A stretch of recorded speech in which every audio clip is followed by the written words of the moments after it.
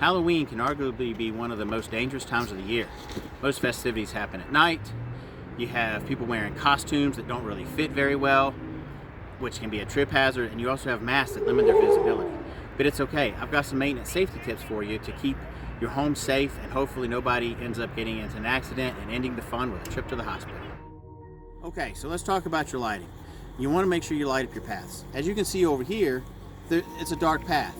You know, you can't see any obstacles that might be in your way. However, over here, I have a clearly lit pathway.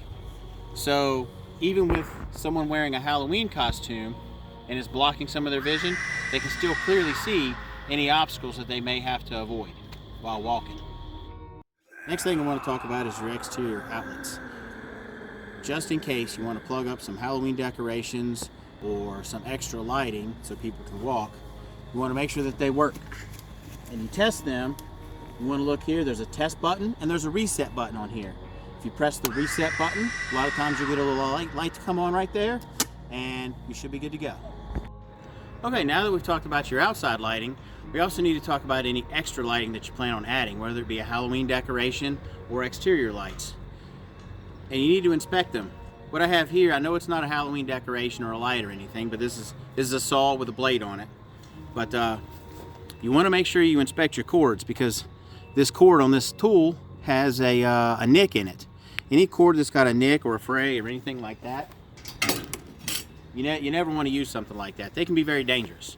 First of all, you can set your house on fire. It may be just simple as the thing doesn't work, but also someone can get electrocuted. But this right here is a simple fix for if you do have a nick in the cord. You just cut the end of the bad part of the cord off, put this on there, and you're good as new. Okay, so let's talk about your steps.